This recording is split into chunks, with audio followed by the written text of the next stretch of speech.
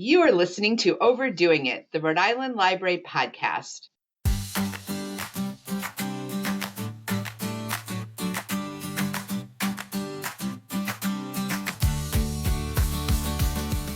Hello, and welcome to another episode of Overdoing It, where our team of library workers dish about their latest reads, views, and passions, alongside fascinating conversations with local luminaries. I'm your host, Cheryl, Library Director at the Community Libraries of Providence, and my pronouns are she and hers. Let's dive in and discover who our guests are today. My name is Dhana. My pronouns are she, her, and I love photography. I'm using a lot of cell phones right now instead of, my DSLR camera, but I'm enjoying it quite a bit. Well, my name is Michelle. I am supervisor here at Knight Memorial Library. One of the great things that I like that only my family and close friends know is that I can binge on K-drama forever and ever and ever. It just takes me to my happy place. I'm Lee. I'm the Adult Services Librarian at Mount Pleasant Library. My pronouns are he, him. My name is Khamry, she, her pronouns. I am the entrepreneur specialist here at the Community Libraries of Providence. I hold a master's degree in business administration, and I'm also a small business owner myself. I'm excited to be here. Thank you all. A little bit later in the show, we'll talk to Dhana, Michelle, Lee, and Khamry about how the Community Libraries of Providence are creating community-centered library programs. But before we get to that, let's start out as we always do with, what have you been reading? Who'd like to jump in first? I can go. I've read a book with my book club, Conversations, and it's called Race and Insanity in a Jim Crow Asylum by Antonia Hilton.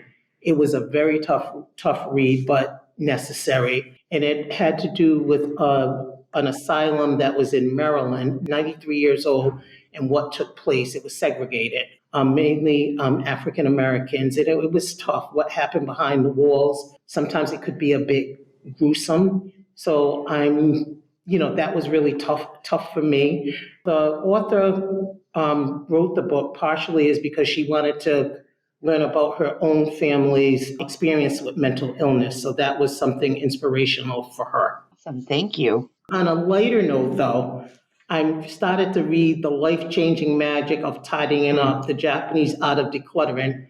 It's a 2014 by Maria Kondo. The reason that I picked this book up is because I have recently moved and I really want to live a less cluttered life. So I'm hoping it looks from what I've been reading, it's great. It looks like it'll be very helpful to me and hopefully spread over into the workplace. All right, Dhana, let me know because I have several closets that need some help. So if that's a helpful resource, I'd be happy to hear about it. Okay, all right. Awesome. I'll jump in. It's Michelle, and I haven't been reading much for pleasure in a while, but I do read. And right now, I'm reading a book called Breaking the Habit of Being Yourself by Dr. Joe Dispenza. I'm just getting into it, and I'm actually quite fascinated by what he's trying to put across to us, which is that, we're responsible for the change that we want to make.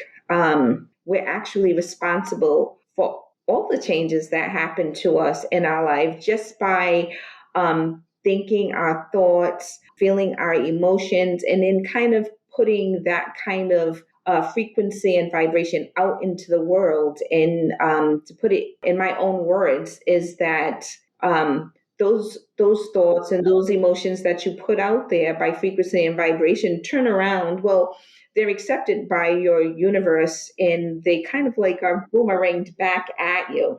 And so it doesn't really show itself the way you want to. It's not exact, but you'll know that a change has happened when it does. That's good or bad.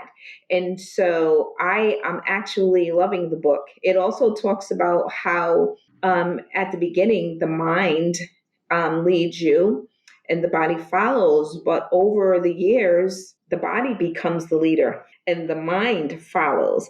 And so it's not so easy to change your habits, when you figure there's a habit that you want to change, or when you figure that you want to live your life in a different way, you really do have to work at it, because those thoughts that have been ingrained, you got to kind of like acknowledge them, see them, and then work consistently to change them. So the book is awesome.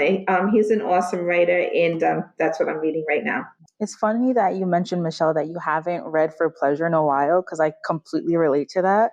For most of my life, I've been in school, so I've been reading for school. So it's the first fall in years that I can actually not be a student and actually read for myself. I actually just purchased a book, which is, I should probably break that habit because I work at a library. Yeah. But I just purchased a book. It's called Dominicana. It's by Angie Cruz, and it's about this young woman from the Dominican Republic and her journey to Washington Heights in New York in the 60s. I'm halfway through, so far so good. But it is nice to finally read for myself and not to read for research or to write papers. So it's nice. That's awesome, Khamry. I remember when I got to college, the first thing I did was get a local library card, and I checked out like a stack of books, and then they sat there for the entire semester, and I didn't read any of them. And I cannot go back into Ann Arbor, because I think the local library would probably be like, you owe us $700 in overdue books. So I completely sympathize with that. Best of intentions, but it's hard. Exactly. Yep. That's funny. Lee here. The book that I guess has stuck with me, that I would recommend is a book that I read with my book club, afternoon book club. It's Stephen King's You Like It Darker. It's actually one story in particular that I really liked, that I thought was like phenomenal, and that was called Rattlesnakes, which was actually supposedly a sequel to Cujo. I've never read Cujo, but it's funny because it has nothing to do with, there aren't any dogs. The premise is that apparently the main character is recuperating. A friend said, come down to Florida and you can recuperate from your horrible experience in Cujo, apparently. And so it's his time in Florida. And so that's the main premise. And he happens to be this lady there, and his friend's like, oh, don't mind her. She's a harmless eccentric. She pretends she has these two children in this stroller, but don't mind her. She's fine. And that's what everyone says. But that's the premise, and it gets creepier and scarier, as you keep going. But anyway, it was phenomenal because it was just every step of the way. It was just such a great story. It built up to a really great, ending. And I also liked how the author Stephen King had used Florida as the setting, because I'm pretty sure he lives in Florida now, at least part of the year. So, a lot of his books are set in Maine because that's his experience, right? And I like how he's bringing in his experiences living in Florida. And I feel like Florida makes a really great setting for a horror story. So I highly recommend that short story in particular. That one, like I said, that one is called Rattlesnakes, and it's in a larger short story collection, which is pretty good. It's a mixed bag, which is called You Like It Darker. So Lee, I have a question. Are you able to read these late at night and then go immediately to bed? No. I actually listen to them. I'm usually listening to them on my way to or from work, actually. I wanted to say, if we like short, spooky stories, The Mist by Stephen King is another really, really great one. That's it's spooky. Yeah. You think twice about supermarkets. Yeah. Oh, that's actually another thing. I'm glad you mentioned that about supermarkets, because I mentioned how there's the premise. I mentioned like the stroller and the children, the imaginary twins in the stroller. I won't give away any spoilers, but there's like squeaky wheel. The stroller squeaks.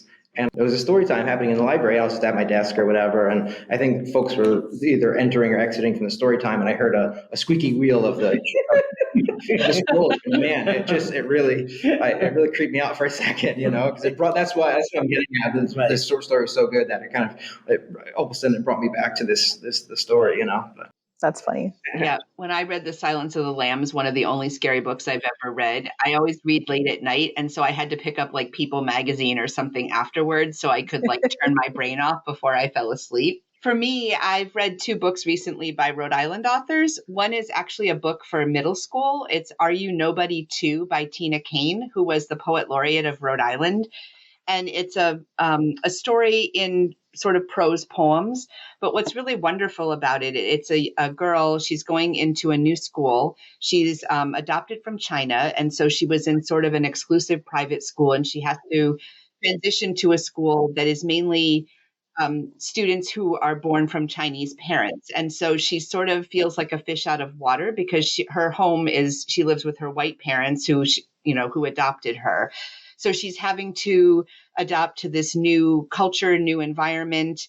And she starts to read the poems of Emily Dickinson and really loves them, and then actually sees like an apparition of Emily Dickinson in front of her.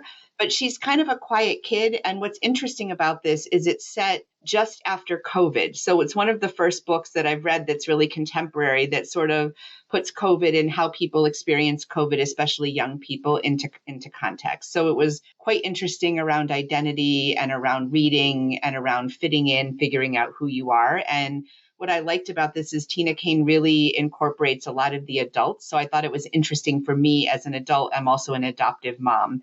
So I really enjoyed it from multiple perspectives, and I highly recommend it. And the other one I read, which I know has been talked about on this podcast before, is The Wedding People by Alison Esbach. And she's actually a professor of creative writing at Providence College.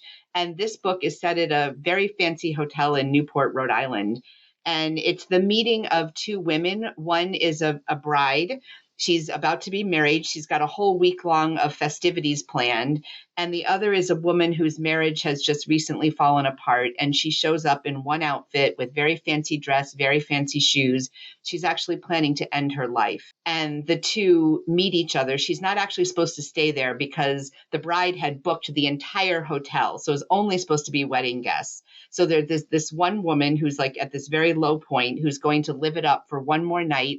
And she's sort of in the middle of all these wedding guests. And the bride and she form this very interesting relationship. And it sort of proceeds through the book as the two of them really get to know each other and sort of untangle the secrets that they're both holding in their past histories. So I thought it was fascinating. And it was one of the books recently that just really drew me in. And it was one that I couldn't wait to pick up every day. So I highly recommend that one. So now that we've covered books, is there anything that anyone's been watching that they find interesting? I love this question. I love talking about movies. This is my time to shine.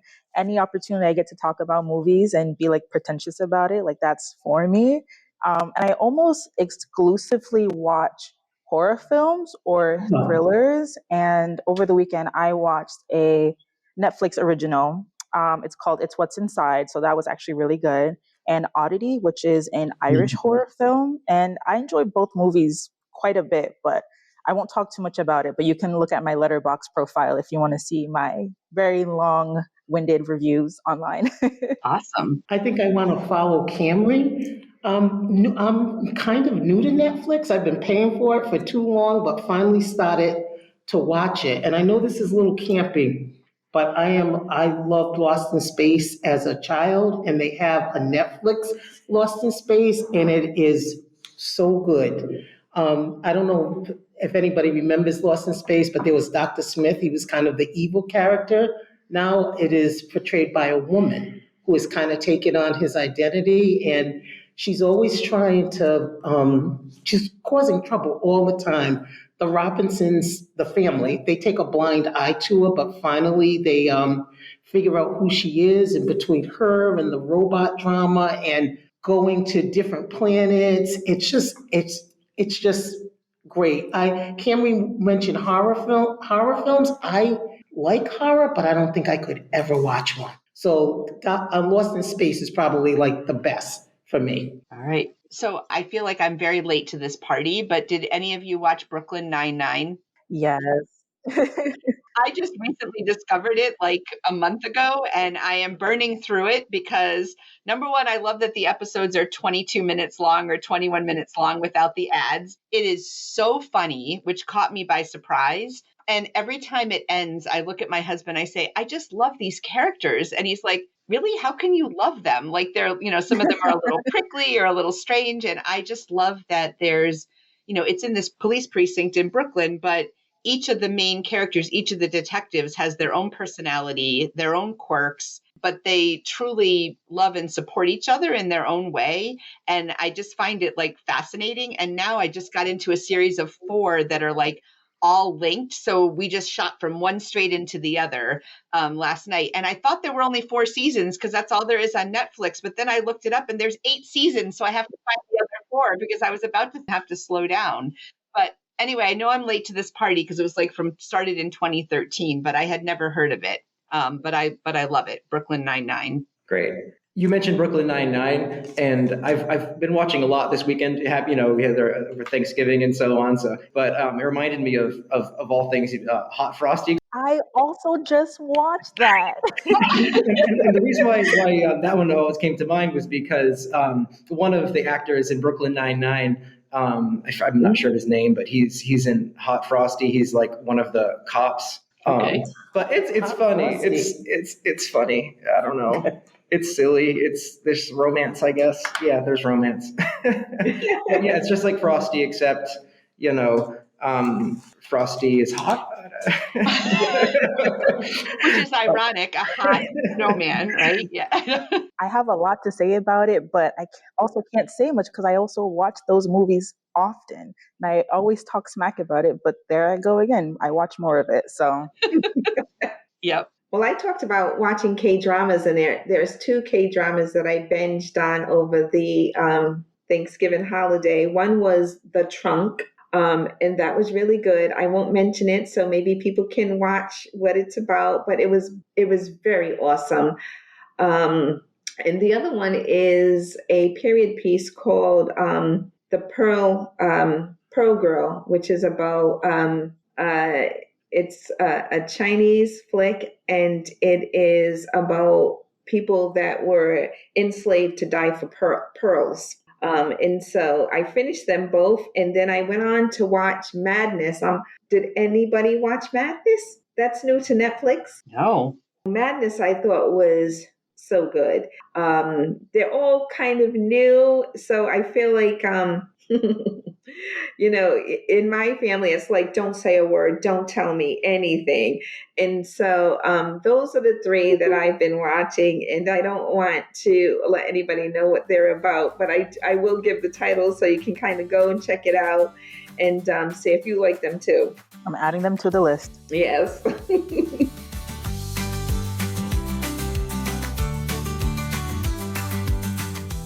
All right. Now that we have all of our recommendations, we're going to get to today's conversation about how the 9 community libraries of Providence are tailoring programming to meet the unique community interests and needs of their neighborhoods. So before we begin, I recently read an article this past weekend in American Libraries magazine that identified a shift from how we typically characterize libraries. So people often say, the library is the hub of the community or the center of the community. And what this article said is the community is the center of the library. So that is a shift. And it sort of got me really thinking, how are we doing this? How are we making the community the center of the library rather than thinking of the library exclusively as the center of the community? And I'm just wondering, before we really get started and dive in, how this resonates with all of you, or if you have any thoughts about that. I think we kind of do it in ways because we figure out where we are, who we're serving, and we let that shape our programming, our book selection. I think each of us are doing that all the time. And I think we can do it better because there's still people in our communities that don't even know that we exist. Like I have to tell people all the time, we're right behind the Walgreens. Oh, there's a library there? Yeah, there's a library there.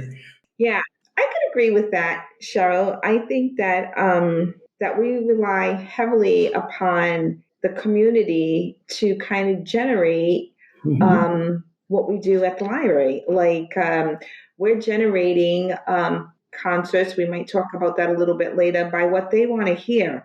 We're trying to grab books that we know that they would like. Like I know that there's a lot of, during the summertime, I recognize that there were a lot of community development people coming around. And so, I asked the librarians to, buy some of the latest books pertaining to that subject, because I know that the books were going to be taken out. As a matter of fact, there's a book called Connected Communities, which I found, and I said, how much money do we have? Can we kind of like grab that book? I really think that people would like it. I know that I'll take it out.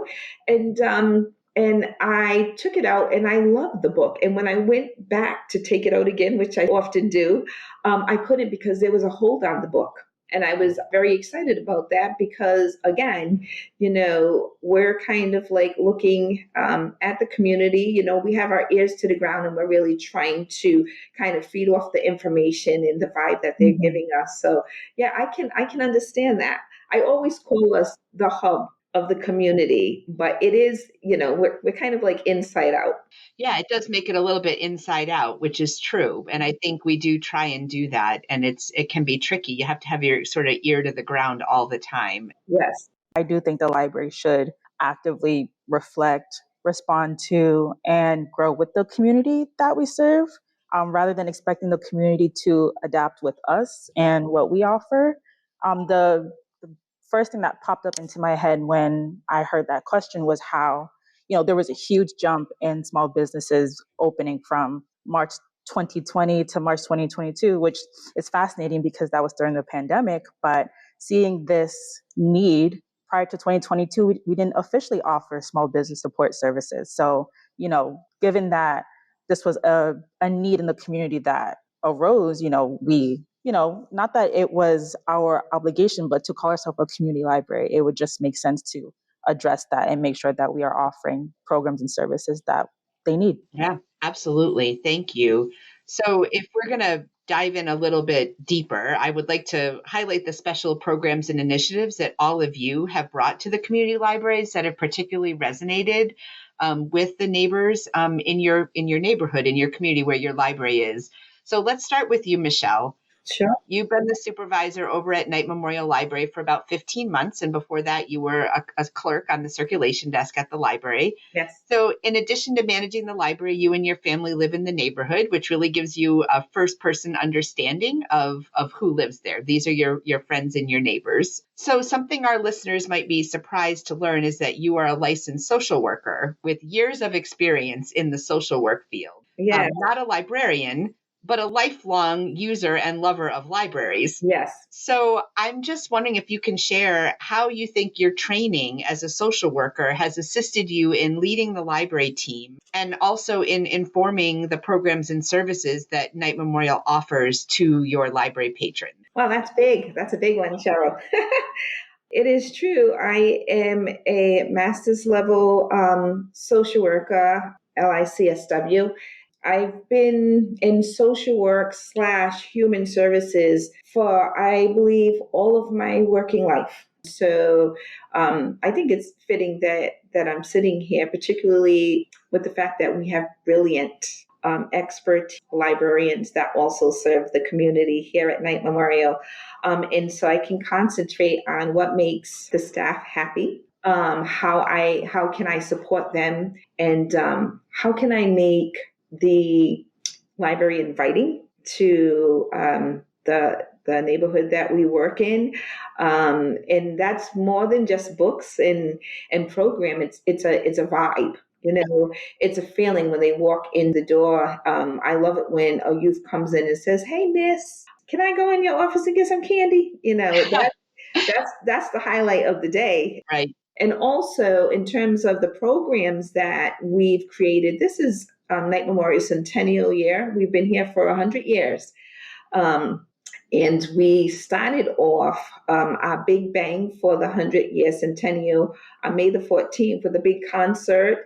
And we had Shawnee, Latina pop star, to kind of bedazzle the community with her music and entertainment. It was a beautiful thing, along with other groups and activities. And after that, we made a big gesture, which it was, let's just entertain and provide programming in the name of the centennial for the whole year.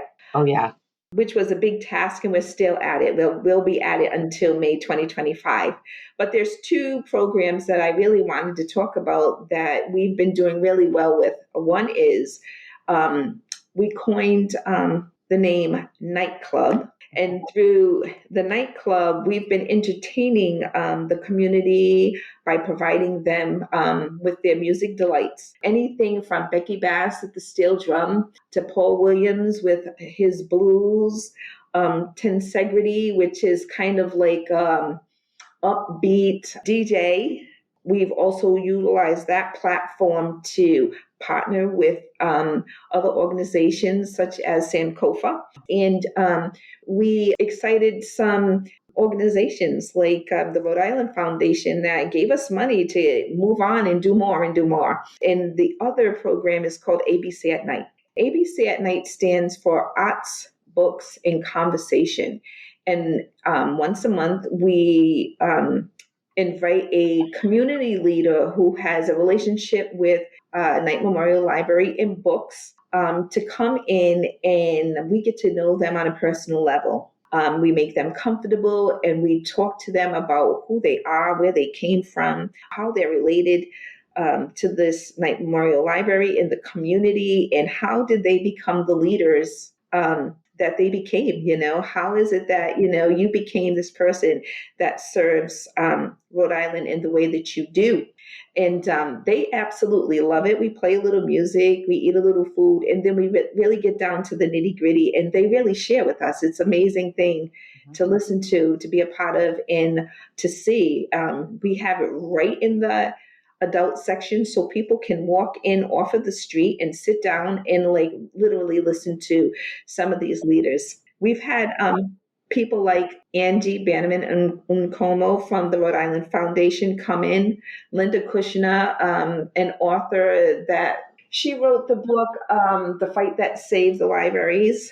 We've had Senator Anna Casada come in, Representative Juan Pachado, Louis Chow, who is the founder of the Kung Fu Club and Lion Dance's phenomenal story. We can go on and on. We had Wanda Blake and Linda Sessions come in, and those two women, that was a night to remember.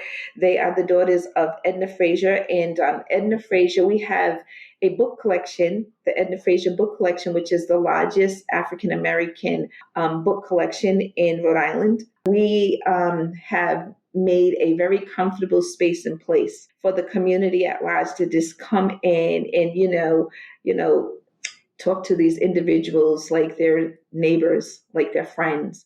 And we have a segment of part of it is there a discussion on what books kind of influence them. And so, yeah, those are the two great programs on the adult side. There's also programs on the youth side too that the library loves. We have story times that have really connected the library to schools in the neighborhood as well as daycares. They connect these young people to reading and make them lifetime readers. I love that. Yes, indeed. And we also we feed the kids. Not only do we feed the kids because of the after school program, which I think is great, but we also have a program called Dino Bites, and kids get to learn how to cook. They get to, no oven included. They get to learn how to read a recipe, and then they get to learn how to share and serve each other. I think that me being a social worker in this library is fitting. We're in the heart of the West End side of Elmwood Avenue. It's a disenfranchised community. Our riches come from diversity and ethnicity. Sharing and caring and kind of a wealth. And that's who I've always been serving. Absolutely. And I think, like you say, your social work skills are making the staff feel comfortable, because all library workers have challenges when people come in and they're having a hard day. That's every library, or they're struggling with something. It can be really hard. So having someone at the helm who can really, help craft and make everyone feel welcome and feel that calm, when they come in. And I wanted to add what's so cool too about the outdoor concerts is there's outdoor neon lights on the front of Knight Memorial Library now. So that creates a very visual welcome and then the sound as well that represents the different cultures in the neighborhood, which has been really cool. And then I love when I visited ABC at night, you hear people say, "Oh my gosh, I grew up right next to you," or "Oh my gosh, I went to that school as well." So you're creating this real conversation, that people are witnessing that building of community. So thank you so much. So now for something a little different, Lee, those working at Community Libraries of Providence have heard you called the Garden Brarian. You've really brought your passion for gardening and integrated into your work. So can you tell us how you figured out that gardening was a hot topic among your neighbors, and then about some of the programs that you've been able to offer? Sure thing. Yeah. Kind of, it gets back to what you're saying about, that phrase that you used was the community as a center of the library. One program that illustrates that, but also, it relates to my gardening because it's true. Yes, I am an avid gardener. Is an outreach program I go facilitate at Davis Park Community Garden. Well, one, it's outside the library. It's out in the larger community, right? So we literally meeting people where they are. And then two, it was community generated. A patron of ours, she was a leader of the community garden, invited the library to kind of do programming there, so it was multifaceted like that. We maintain a pollinator garden primarily at Davis Park Community Garden. So, every other week we do an outreach program there and help the community gardeners maintain the pollinator garden, and also bring in, new volunteers from the larger community to help them out. Kind of maintaining it as well as helping with various projects in the community garden. We also partnered with Harvest Cycle, and we serve as a drop-off location for food scraps. So folks can bring in their food scraps, and it'll eventually get, Harvest Cycle will pick it up and compost it at their facilities. We also do garden programming, like at the library. We have a library garden that was maintained for many years by a friend of the library. We recently got a giant donation, thousands of crocuses. I think a few libraries got them. And we planted probably a few thousand crocuses in the small little, library garden that we have relative to the amount of crocuses we have. So hopefully we'll have this be blanketed in the late winter, early spring with purple crocuses. Oh my goodness, it's going to be gorgeous in the spring. That was a great volunteer outing. We had a lot of support, folks coming and helping out to plant those. And we also recently got a seed starting shelf with grow lights and so on, like an indoor sort of setup. Wow. It's a new resource. We're going to put it to use this, late winter, early spring for sure. Perhaps by offering the space on the shelf for people to, rent a spot maybe and to get to start their own seeds. I don't know. We'll see. We'll definitely put it to use one way or the other. I need to take advantage of that because I don't have a green thumb, but I want to. So in my head, I'm great at that, but I should probably start somewhere because I need to start making my New Year's resolutions. I'll probably start there. Yeah, it's great. And who knew? I mean, I never would have dreamed that, I know you had one virtual program with like 500 people watching on how to start seeds. And then you did a video during COVID of building like a raised bed that had thousands and thousands of views. You really tapped this nerve in the community for, a love of gardening. Yeah, we kind of hosted a few, garden know-how Zoom meetings during COVID that, I think people really resonated with folks. Yeah. Lee, do you remember that program you hosted? It was right before COVID and 70 people showed up. Yeah. That was crazy. That was, that's, I should mention, that was through URI. It was one of their free presentations that they offer. So we'll definitely host gardening programs, presentations every year. We'll invite them back, I remember you said in the spring or so. You didn't expect so many people to show up. Well, that was, we're trying to build the programming at that point. And it was like, we're just before COVID, we literally had 70 people in the building. Or more perhaps for a seed starting program. Right, that's what it was, seed starting. It's amazing. And I would say from what you've done, little tendrils have gone out into the other libraries where there's now been planting days, and the compost with Harvest Cycle partnership is now at 4 different libraries. So you're really growing something there at Mount Pleasant, if I may, which is awesome. Thank you for sharing that. You're welcome. So, Khamry, now turning to a completely different topic. You are CLPVD's entrepreneurship specialist, and you're in residence at the Knight Memorial Library. So, what made you excited to use your MBA at the library? And also tell us about your personal business. You mentioned that you have your own business. Yes, So, yes. can you tell us a little about that? So one, like I said, I do not have a green thumb, but I am good at business administration. So that's that's what I'm going to talk about. Yep. But yeah, no, in my studies, in my program, I was mostly excited for, I learned a lot about global economics, digital marketing, general management and leadership skills, all of that. And I was mostly excited to be able to use these new skills and use this knowledge to offer counsel to patrons. I feel like it also armed me with the tools and skills to expand our program offerings and really cover as many bases as possible in-house. So for example, I'm able to offer social media marketing classes here at the library. And that's offered in a series, so we could cover different subtopics every week, or even Canva for your business. So a lot of folks are entrepreneurs who are, have to be a one man. And part of that is designing a lot of things yourself and doing all the marketing yourself. You wear all the hats. So if there's any way that I could alleviate that stress from patrons and apply my knowledge to these programs to help them check a couple of boxes, that's part of the exciting parts of my role here at the library.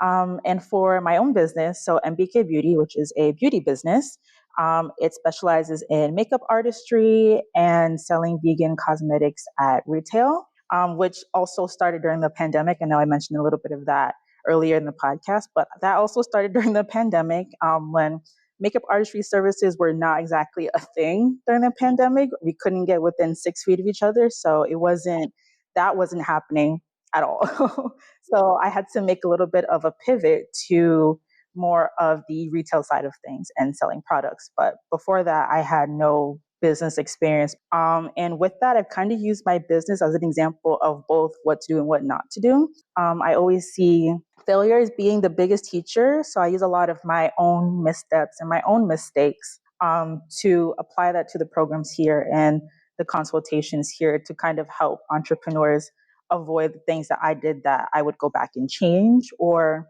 some things that went well for me that I would also advise patrons to do. And it's really helped me grow as an entrepreneur, especially as a specialist here, because I feel like while I'm also teaching and guiding patrons, I'm learning at the same time. So it's kind of a cycle of learning and teaching. And the best way to learn is to teach. So that's kind of how I approach things.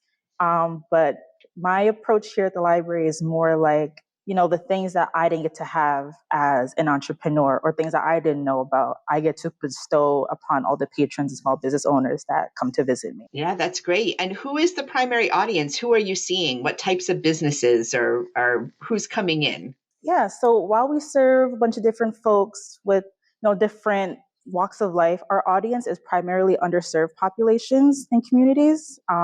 This includes patrons whose first language isn't English, BIPOC patrons, low-income patrons, patrons who all express a passion and desire to be a small business owner and their own boss, but may not have as much access to resources or capital as their more privileged counterparts. Yeah, and how do you feel what you're doing at the Knight Memorial Entrepreneurship Center is a little bit different than other organizations that support, small and micro businesses? And I know you have partnerships with many of them, but what makes your services unique, do you think? I feel like the highlights would be one, no cost access to everything. We try our best to eliminate finances as a barrier. And then for, beyond business support, our libraries provide critical wraparound services like free internet access and other educational programs that empower entrepreneurs with foundational skills, often overlooked by traditional business services and agencies. And libraries, like Michelle mentioned, we mean to be a safe, non-intimidating environment for individuals who otherwise may not feel comfortable navigating the business sphere or attending corporate networking events. So for folks that might be a little too shy or intimidated by the concept of going to a large networking event at a co-working space, they could start here and kind of, with the baby steps, build their way towards that and gain that confidence and reassurance that they need. Yeah, and what's great is that you've even hosted events where you've invited some of the other agencies and sort of provided that introduction in the warm and friendly space that is the library. You've been able to make those connections. So I have to say, I was at the Pepito Opportunity Connection meeting last week, and a young woman came up to me and said she held up a check that she had, and she said she had won the pitch contest that you sponsored. Tell me about that, because I was like, what? I was very excited. So our first place winner, her name is Astarian Luxury. We actually met at a community event, which is a lot of how I built my audience here. But we met at a community event, and we were both on the section of the room for folks in the beauty industry, because that's her business. She sells products at retail, cosmetics products, and she also offers services similar to me. And we've just kind of kept in contact. And when I knew I wanted to start a business pitch competition here at the library, I've entered a bunch myself, and I wanted to replicate that same experience here at the library for folks who, again, might be more intimidated by the other business pitch competitions in the state. I like to say that what we offer is like Shark Tank without the sharks. Yeah. So, I wanted to make sure I was there every step of the way to offer the chance to pitch without being absolutely terrified or feeling like an island. Because again, as an entrepreneur, you're already doing everything by yourself. It can get lonely. So it's nice to have someone in your corner to help you obtain this capital. So we held our first business pitch competition in October. I was very excited. We invited folks from the Center for Women in Enterprise. We also invited the founder of the Diversity Business Exhibit.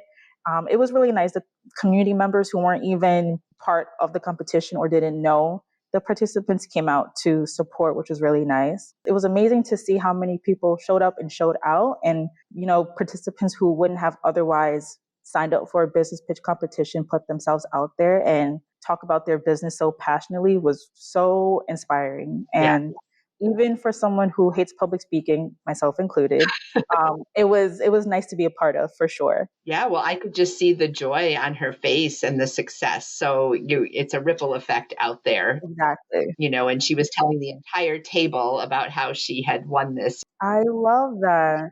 Yeah, and unlike other competitions, it's not like you win and then that's it. Go do what you have to do. I like to say that I help patrons and entrepreneurs from the very start and onwards, and there's no ends. Like, we can keep going.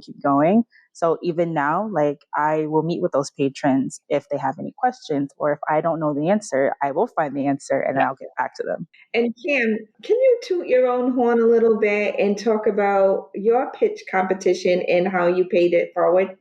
Yeah, sure. So I am part of an initiative called the Libraries as Launchpads. And recently I finished a program with them to train library workers to be entrepreneur specialists. And they had a pitch competition for the chance to win some funds for a dream project at your location. And I pitched the idea of something called Tech to Trade. So it's basically a program for Spanish-speaking entrepreneurs to sign up for, and it's a 10-week program. And if they finish this program into completion, they get to keep the tech that they've been training on for the 10 weeks with a digital literacy professional. And they get to walk away with their own laptop and their own accessories to go along with that. All to eliminate the barrier of technology and finance. Yeah, that's literally changing lives. Thank you, Khamry. Appreciate that. And now our last speaker is Dhana. So of all of the guests we've talked to today, you've been at the community libraries the longest. You've grown up in Providence, so you have a unique perspective, of course, on our libraries and what they offer. So I'm wondering, you mentioned that you have a particular and personal interest and passion for photography and also for music. So how have you been able to integrate that and your energy for that into your job in a way that really resonates? Well, first of all, I really want to thank Lee, because I've said this to him before, and I'll say it until I'm gone. Lee makes dreams come true. You can tell him what you like, and he'll say, well, we can do that.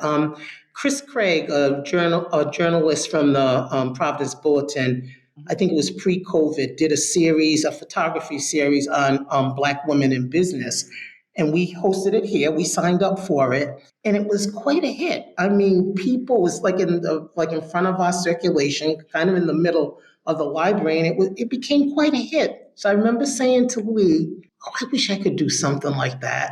And he said, "You can." All right. So next thing I know, he's ordering easels. So I went into my, like hostess, outreach mode, and I started reaching out to people that I knew and just some people we didn't know from the community. So it became a mixture of amateurs and professionals. We're not snobby here.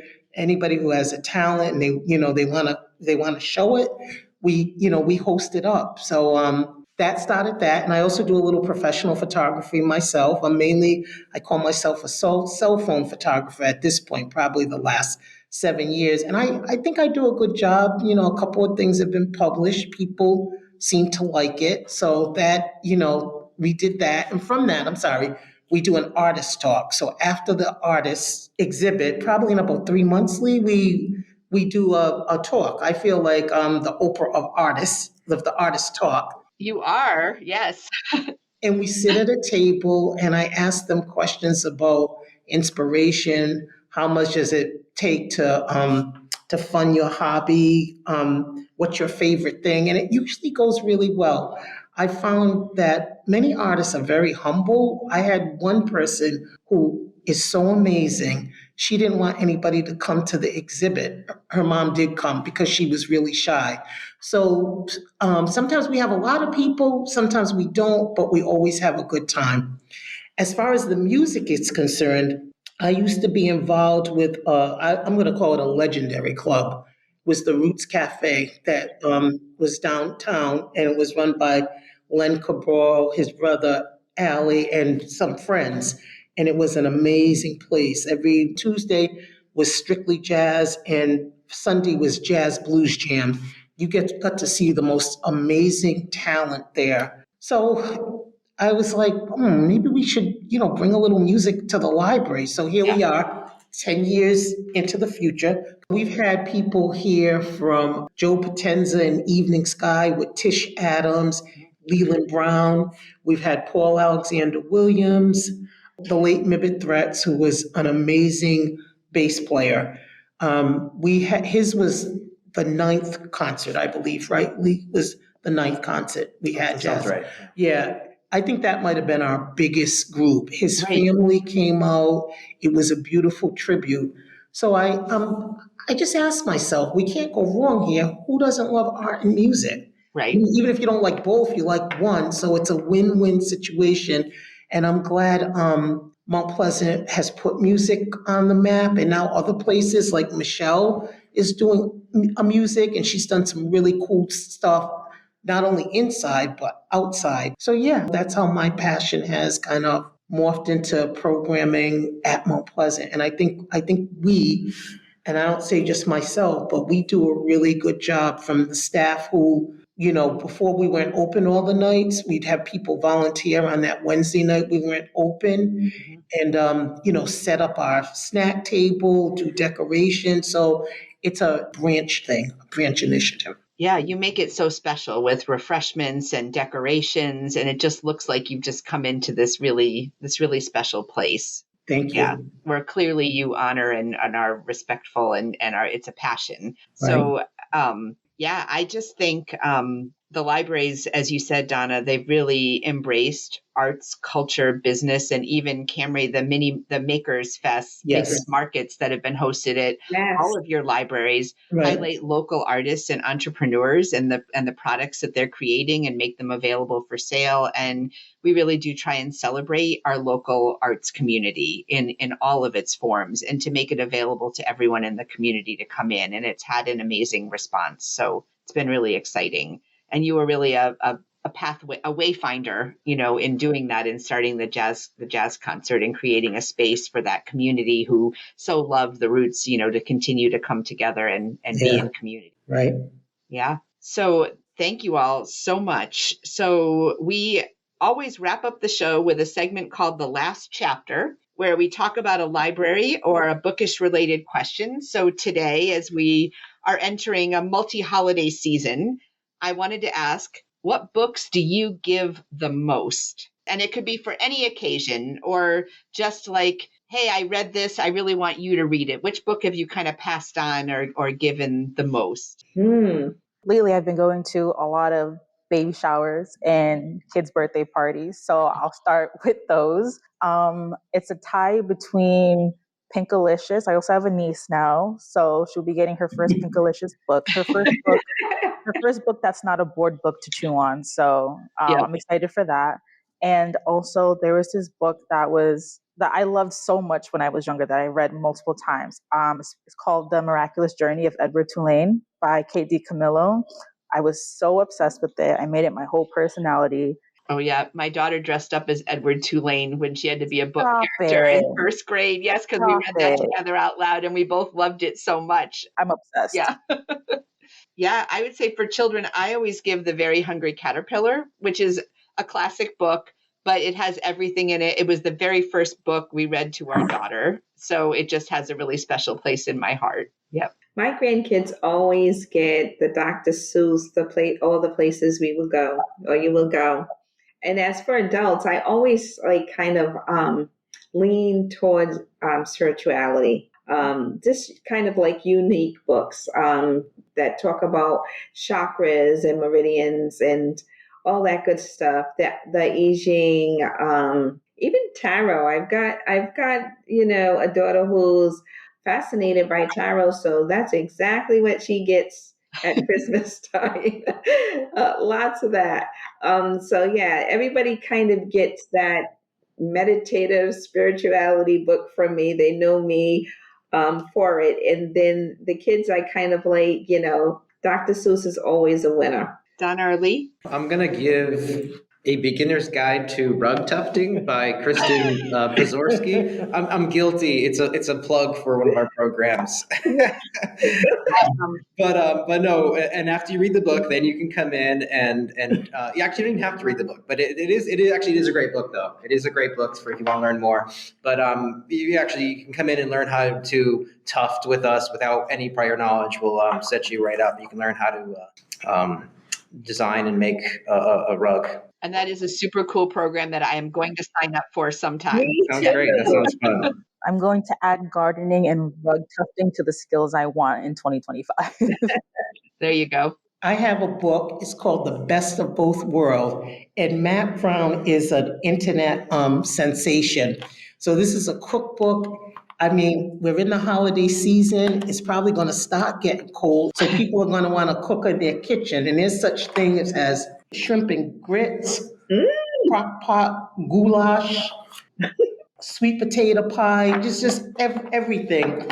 This Matt is also, like I said, he started out on Instagram and now he has books, he has pots and pans, he has seasonings, and he's joined by a man named Aaron Brown, who is a grill master. So together they are making good stuff happen, and there's a lot of pictures. Most people I've learned in being a librarian, people like cookbooks, but they want pictures in them. Yes. There are plenty of pictures in here, and they make it look so easy. Even a person like myself who's not a good cook, I'm going to tackle a few. So, right. Like I said, best of both worlds. People should check it out. All right. Sounds like good for the cozy season that we're getting into. Yes. So if you want to learn more about CLPVD and our programs, you can visit our website at clpvd.org or visit any one of our 9 libraries. We're located all around the city of Providence. And now I want to thank you all for joining me, and I want to thank everyone for listening. If you'd like to tell us what books you give the most, or just reach out to the show, send us an email at overdoingitpod@gmail.com or find us on Instagram at overdoingitpod. If you enjoyed today's episode, please share it with a friend and rate and review us on Apple Podcasts or Spotify to help us reach more Rhode Islanders. Overdoing It is proud to be a resident partner of the Rhode Island Center for the Book and is brought to you by library staff and community members all around the Ocean State. The project has been funded in part by the Rhode Island Office of Library and Information Services. Thank you again for listening, and this has been another episode of Overdoing It, the Rhode Island Library Podcast. We're overdoing it, but you're doing just fine.